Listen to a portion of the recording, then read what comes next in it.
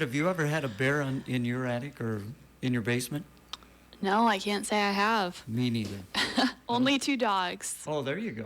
Do they Yes. make? But I'm sure they don't weigh Not 350 bear-like. pounds. No, not at all. Okay. They're much kinder. Okay, this is Kate, of course, from the Clinton Public Library. Before we get into what you've got, first of all, I understand the traveling trophy has arrived and it's pretty impressive.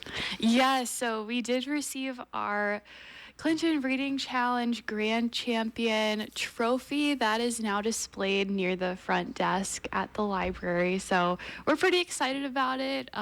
It'll be on display for this whole year, is my understanding, and then hopefully we'll keep it after the next reading challenge. But if we don't maintain our grand champion status, we'll send it off to the next library. So now there were, what, a total of 6 Clintons this year? There was New York, New Jersey, Massachusetts, Pennsylvania, and then us, so 5. Okay, so then Yeah. now, next year they'll add another one? Yes, that's what they're thinking. I haven't been informed as to if they've made like the decision on which Clinton they'll be adding, but I'm sure we'll learn of that like in late spring probably. But my understanding is that we will be participating again, so that will excite some of our patrons and readers in Clinton. We've heard really like positive things about the challenge, and we're excited to hopefully bring it back next year. Well, obviously, you got great participation, and as you said, made a big surge right there at the end to get that. Yes. So we were behind the last, well, I should say like weeks 12 and 13. The challenge in total is 14 weeks long. And the thing about the challenge is people could add their hours from the whole summer right at the very end. So in weeks 12 and 13, we were behind. I think in week 13, we were behind by, oh gosh, like 800 to 1,000 hours. I can't remember the exact number. And I think some people were like, oh man, like we've lost it. And I kept the faith though. And I thought we would probably bring it in, and we did. So very pleased about the outcome. Again, visiting with Kate, we talk to her every other Tuesday. Now, you recently had an information fair, and that went very well. It did, yes. We're very pleased by the turnout. We had about 80 people attend, and we had about 30 organizations attend as well.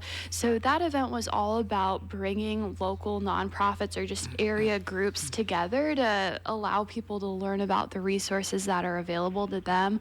I think there's so many resources out in the community, whether it's for education, employment, or health, but sometimes people just don't know what they don't know until they're with a person who's very knowledgeable. So we're very pleased with how that went.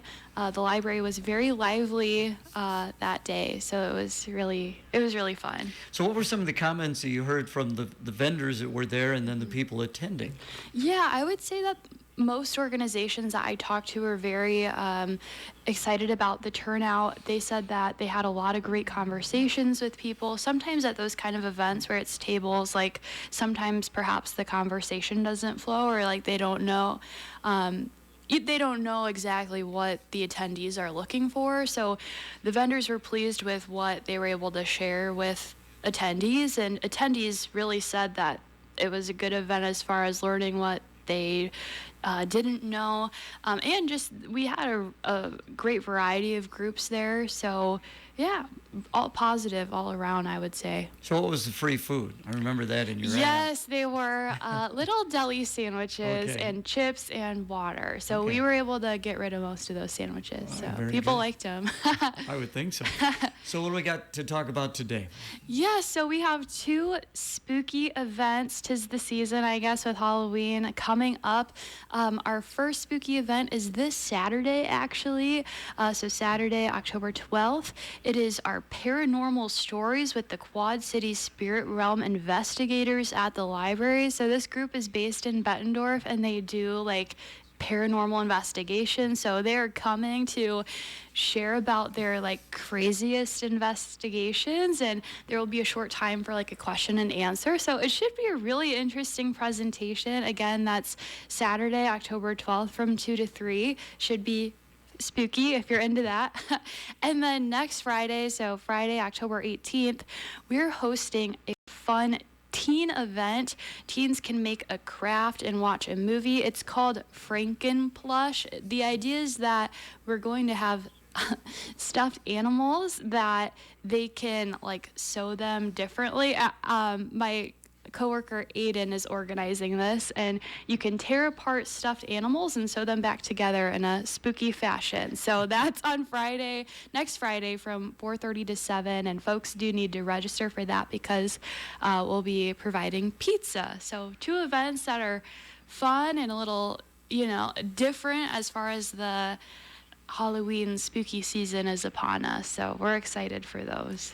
That first one sounds so interesting to have people involved, in Yes. the paranormal and to come talk about it. Now, how did you find about them, and how do you arrange this? Yeah, so they have come to Clinton before to do this presentation with the library. I believe it was last year or the year before, and I believe my colleague Jeannie found them on Facebook, or maybe even they collaborated with another library in the area.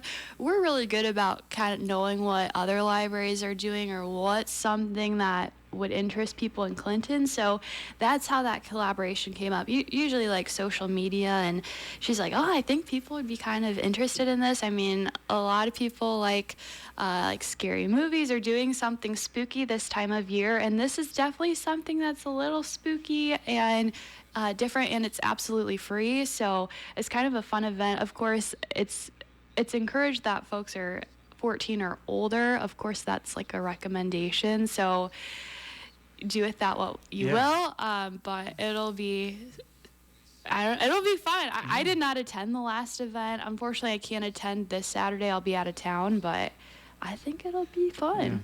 It's interesting that the library tries to do these different things and not only attract the regular patrons, because I'm sure you've got your regular patrons, but also try to expand the people who want to take advantage of the library. Right, yes, that's absolutely our thinking. Several of our patrons just yesterday when I was working the main desk reference the flyers we have hung up at that. They're like, oh, that sounds cool. And I mean, some of our regular patrons, maybe they don't attend events, but of course there's other community members that don't too, so we're definitely trying to draw the people in with different things. So this is one of those things. Again, visiting with Kate at the Clinton Public Library, wrapping things up. You said back at the information fair people were getting library cards. So what can a library card, does it cost anything, and what can it all do for you? Yeah, so if you live in Clinton, your card is free. If you live in Illinois, unfortunately, you can still get a card, like for our friends who live in Fulton, but you do have an annual subscription fee. But once you get that card, you have access to our physical collection, so you can think about like those books and magazines, those typical library things you think of, but it also grants you access to a ton of e-resources. We have a free streaming resource called Canopy, a free music streaming service called Freegal.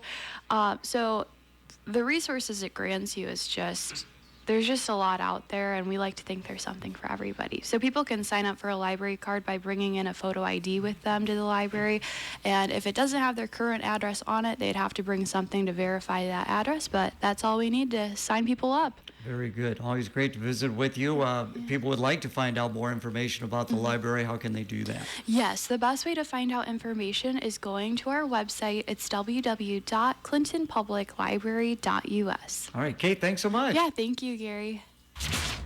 Right now, the Dan Patrick Show. Dan Patrick.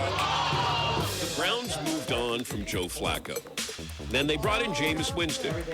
I think they don't want a quarterback controversy. I think that's really what it came down to. That Joe Flacco is a better quarterback than Deshaun Watson right now.